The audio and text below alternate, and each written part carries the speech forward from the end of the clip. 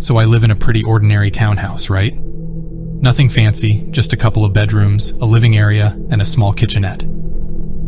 It was a Thursday night, just after I'd made some dinner and was getting ready to unwind with Netflix. My phone rang. Weird, considering most people text these days, but I glanced at the screen and saw unknown caller.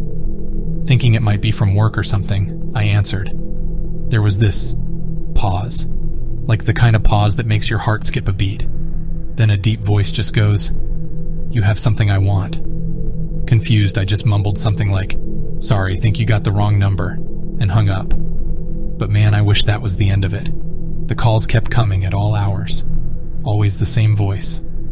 Sometimes he'd ask about my day in that sinister tone. Other times he'd demand money or things will get rough. One time he said he watched me get that milkshake from the new place downtown. I had been there that day, which made my stomach churn. Nights became sleepless. Every time my phone vibrated, my heart raced. I stopped answering unknown numbers, but he'd leave these chilling voicemails. My friends told me it was probably just a prank, but something felt off. One evening, after another ominous call, I decided to play detective. On a whim, I recorded our conversation. The next day, I played the voice clip to this old man, Gary, from the neighborhood who used to work in sound engineering or something. He played around with the audio, and we found something that freaked us both out. In the background of the call, ever so faintly, was the sound of a show I was watching when he had called. This creep was near me. It was my breaking point. Enough was enough. I involved the police. Their investigation was thorough. With a bit of tech magic, they traced the calls to an abandoned building not far from my place. And the twist? Inside, they found a setup of multiple phones, some stolen items, and a list. A list with names, addresses, and what the person owed. My name was crossed off. Turns out this guy was running a twisted game, calling random people and using fear to get them to pay up or steal for him, and he was damn close to my house. They never did catch him. All I got was advice to change my number and upgrade my security. I sleep a bit easier now, but every unknown call still makes my heart race. If there's anything I've learned, it's to always trust that gut feeling. And yeah, probably to invest in a good security system too.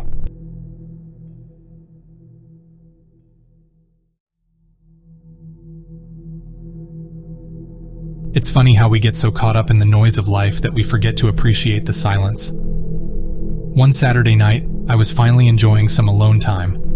My roommate was out of town, and I was in our small rented house with a bowl of popcorn and a movie on. It was the kind of quiet where you can hear the crickets chirping. Halfway through my movie, I noticed a weird shadow passing by the window. It was like when someone walks past a lit window and their shadow gets cast onto it. Except, well, there shouldn't be anyone around. We live in a quiet neighborhood, and our house is pretty secluded. I thought it might be an animal, but the shadow seemed too human. Trying not to freak out, I muted the TV and moved closer to the window to get a better look.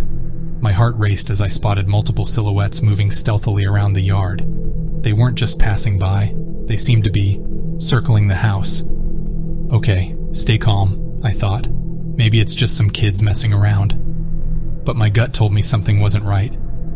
Carefully, I peeked through a tiny opening in the curtains. What I saw made my heart drop. 4, maybe 5 figures, wearing tattered clothing, faces obscured with masks or hoods, seemed to be whispering and pointing at the house. This wasn't just a random walk-by. These people were here for a reason, and it didn't look good. Panic flooded me.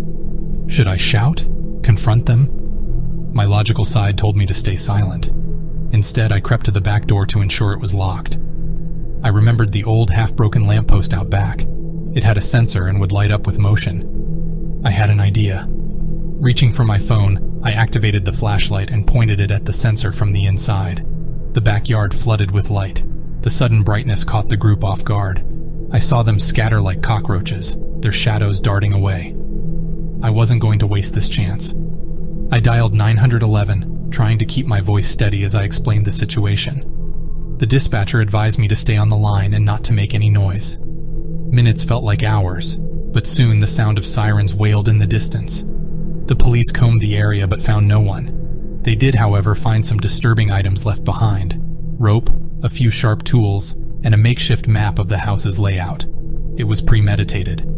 Later, I'd find out from the police that there had been a string of home invasions in nearby towns by a group.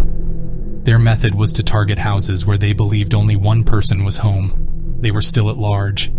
I was fortunate that night. Trusting my instincts and using my surroundings probably saved me from a terrible fate. Since then, I've beefed up security and always trust my gut. After all, it's better to be safe than sorry. But man, every time I see a shadow pass by the window, I can't help but hold my breath for a moment.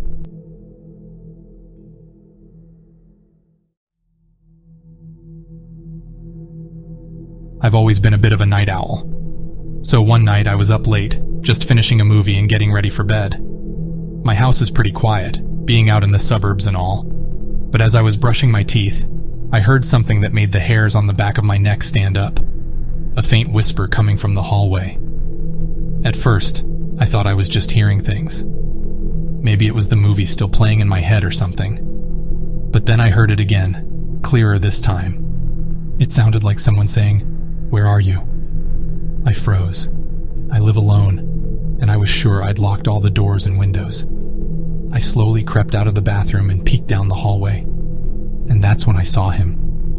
There was a man, standing in the shadows, just outside my bedroom door. He was tall, with a scruffy beard, and this wild look in his eyes. Our eyes met, and he grinned, revealing yellowed, crooked teeth. "Found you," he whispered. I was paralyzed with fear. My mind was racing, trying to figure out what to do. The man started to move towards me, his steps slow and deliberate. I knew I had to act fast. In a split-second decision, I dashed into my bedroom and slammed the door shut, locking it behind me. I could hear the man pounding on the door, his whispers growing louder and more frantic. "You can't hide from me," he hissed. I quickly grabbed my phone and dialed 911, whispering to the operator about the intruder in my house. She told me to stay on the line and that help was on the way. But the man's pounding grew more intense, and I could hear the door starting to splinter. In a moment of desperation, I remembered the old fire escape ladder I kept under my bed. I threw it out the window and started to climb down, praying the man wouldn't hear me. I was almost at the bottom when I heard a loud crash from my bedroom. The man had broken in. I could hear him cursing and rummaging through my things. I dropped the last few feet and ran to my neighbor's house, banging on their door until they let me in. The police arrived a few minutes later. They searched my house and found the intruder, hiding in my closet. Turns out, he was a wanted criminal, known for breaking into homes and terrorizing the occupants. I was shaken up, but grateful to be alive. The police commended me for my quick thinking, saying it probably saved my life. I've since moved to a new place with better security, but the experience has stayed with me,